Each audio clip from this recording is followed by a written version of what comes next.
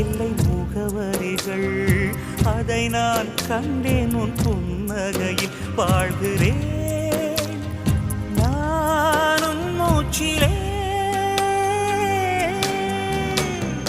முன் பனிய முதல் மழைய